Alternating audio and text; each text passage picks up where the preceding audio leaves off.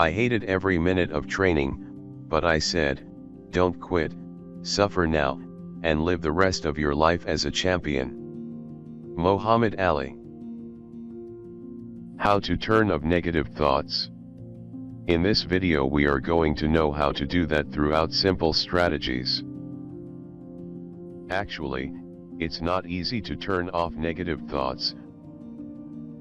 On the contrary, it's easy to fall into a habit of negative thinking. Just like the snowball rolling out of control, bigger and bigger, faster and faster, negative thoughts drain our energy and rob all our strength. And the more you give yourself to these negative thoughts, the stronger they become. So, taking action in time to stop the ball from rolling can be a great strategy, so that later on you don't have to make a huge effort to achieve the same goal.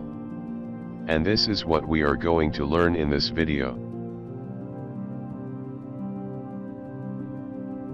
Life gives us challenges without giving us a break or keeping in mind what resources we have. In view of that, having negative or defeatist thoughts is normal. But, feeding them, holding onto them, or even chasing after them lowers our quality of life and poisons our own self-image. Negative thoughts form the walls of your personal prison, a prison you make for yourself. Getting yourself out of that prison just takes a change in the way you think. How to turn off negative thoughts? How do we get rid of this negative thought? Honestly, you can't avoid it completely. Sometimes negative thoughts are just a little spark in our brains. We need to be aware of when this happens, so that we can immediately recognize them. The following strategies will allow you to turn off negative thoughts and help you start thinking positively. The first strategy is to watch your thoughts.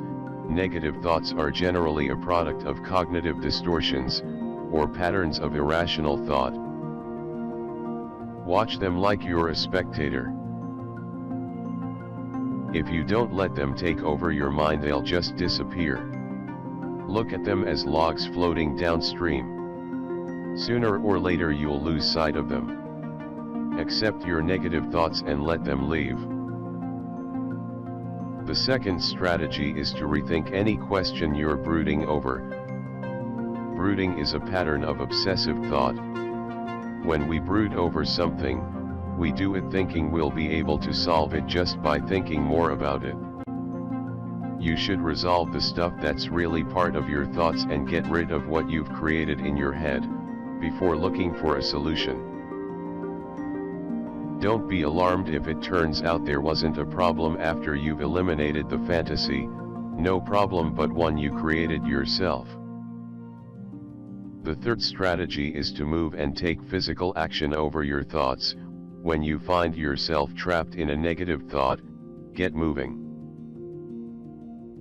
Changing gears in order to wake up positive thoughts isn't very easy when your mind is occupied looking for a way to suffer.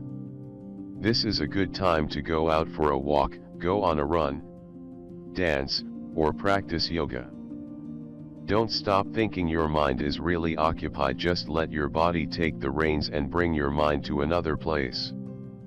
The fourth strategy is to avoid things that trigger negative thoughts, a song, picture, piece of reading, something you see on TV, certain people's company. Once you figure out which things lead to your negative thoughts, avoid them. And, however you can, replace them with other ones that awake pleasant feelings inside you. The fifth strategy is to surround yourself with positive people and pleasant experiences. If what you see, hear, and read is positive, if the people around you are positive, it'll be easier to keep negative thoughts at a distance. Any trigger of negative thoughts will be easier to turn off if you're surrounded by optimism. The sixth strategy is to repeat positive statements in situations where you used to think negatively. Negative thinking tends to be a learned habit. So, instead of letting any habitual negative thought invade you, pick up the habit of thinking positively in those scenarios. To remember or reinforce it, you can have it in front of you. Written on paper, on your clothes, on your computer or phone wallpaper, or even on your own skin. The seventh strategy is to remember that no one is perfect and move forward. It's easy to get hung up on your mistakes. But the only thing you can do is learn from them and move forward. Nothing's going to change no matter how much you brood. And if it's a weakness or limitation that wakes up your negative thoughts, focus on your strengths and good qualities. If you can't change what you've got, make sure you get the most out of it. You need to remember two important things before we end this video. Negative thoughts are short-lived and temporary, unless we make it otherwise. They don't have any real power of their own, but they can hurt us quite a bit if we give them the chance to grow. A thought only has as much power as you give it. Negative thoughts pick up steam when we turn them on. Turning them off afterwards is a hard task. It's not a thought anymore, it's a habit. We're all responsible for the ways we need to process our own thoughts.